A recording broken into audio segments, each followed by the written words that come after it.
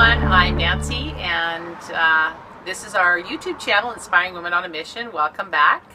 I am here with my dear friend today, Sheila, and Kelly's off today. She's doing some fun stuff down in the States, family reunion. Sheila and I are getting together here today to talk to you about a topic that I think is affects a lot of people. Yeah. Affects a lot of people. Depression. So, and Sheila's going to give you a little bit of background on how we know each other or why this topic's important to her. So, go ahead, Sheila. We actually met, I think, through a mutual friend, and we get together every once in a while and had some really great times together, all of us. Lots of parties. Lots of parties and stuff, and I just recently opened up my own store, my own business, and Nancy came to my grand opening. And when she did, I've been following your website for quite a while, and I absolutely loved it. And that was the first thing I said to her was that, you know, Nancy, don't stop. I love it, love all of it, and I would really like to talk about depression because I have suffered from depression for the last, I think actually, to be honest, I think I actually had some anxiety throughout my whole life. And I think my depression is based on more fear and anxiety more than the sadness, really. I think I've always had it. And if I hadn't gotten to the point where I was severely depressed, I don't think I ever would have recognized that. And I probably never would have been treated for it. So that's why I think it's really important that we do talk about it, because I'm sure a lot of people, probably like me, just maybe never recognized it.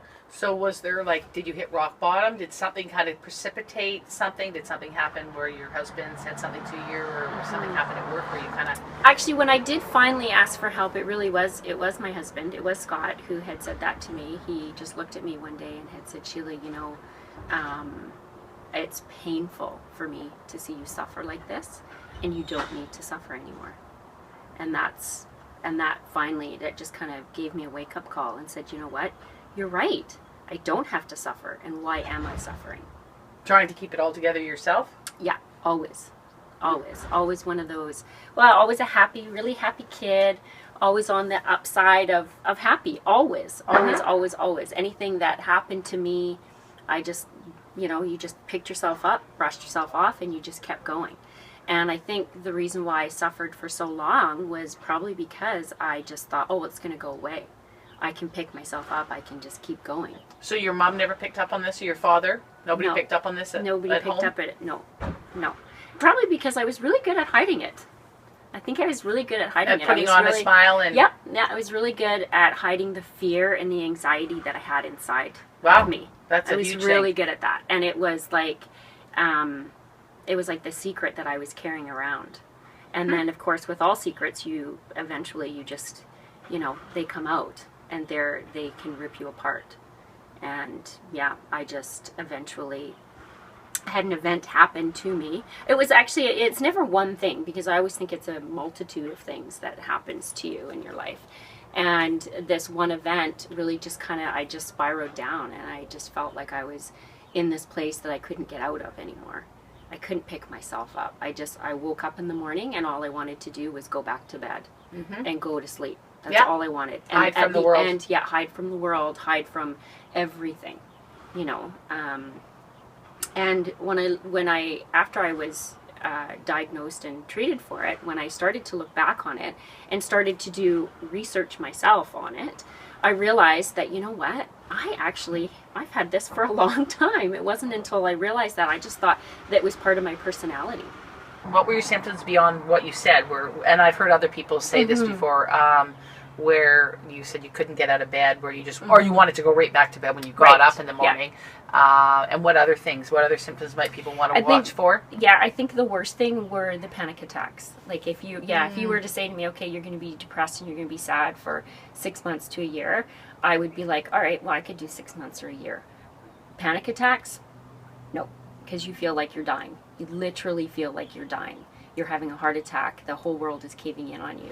It was a horrible feeling. I had a few, not knowing what they were, going to my doctor at the time, and my doctor saying to me, and me explaining to him what was happening to me, and him saying to me, and the only way I could articulate it was that, you know, it was like you had way too much coffee and you were really nervous and my heart was going, and I said I just felt like I was out of control and blah blah blah. And how long does it last for?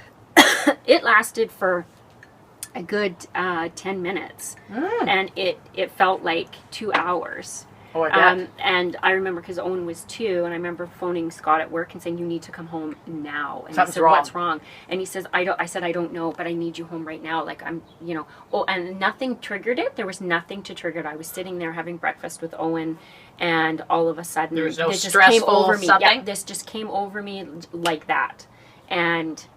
Wow. Yeah, and so Scary. he came home and he's checking my pulse, and he's like, "All right, just breathe, breathe, breathe." Okay, and then he just said to me, he just kept saying, "You know, what is your reality? Your reality is that everything is okay, Sheila. You're not having a heart attack." So he just sort of brought me down and back to, I guess, you know, put my feet on the ground, basically. And the scariest thing for me was that I had a 2-year-old at home, and it just totally scared me to death. So I went to my doctor, and my doctor, when I described what had happened to me, he said, "Well, maybe you should cut back on your coffee." What a jerk. What a jerk. And I can honestly say, it's no longer my doctor. Yeah. And I have an Seriously? amazing, I do have an amazing doctor Talk now. about minimizing what's Yeah. really going on. Yes, and not recognizing. We're not asking more questions. yeah. You're offering to send you for a referral for, right? anything. Anything. Yeah, and just had said that. So, Just suck it up, Jelly Bean. yeah.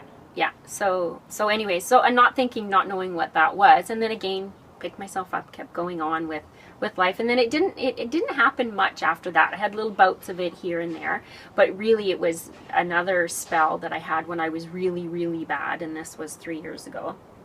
I was really bad. I had lost a bunch of weight. I couldn't eat anything. Everything tasted like sand to me. I had no appetite whatsoever.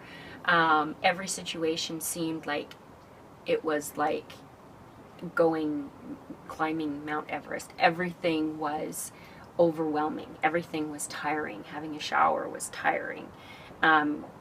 It was horrible. It was I've heard absolutely that horrible. about depression then.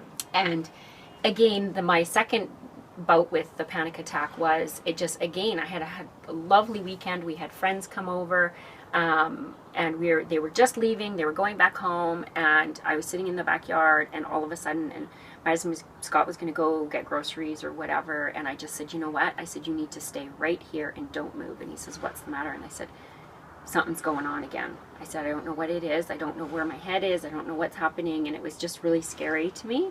And same thing. So he did the same thing that he did before. He's like, "Okay." And then that's finally when he had said to me, he said, "Sheila, like, it's killing me watching you like this." So that's all we have time for today, and our next video will be part 2 of my chat with Sheila about depression. Thanks so much.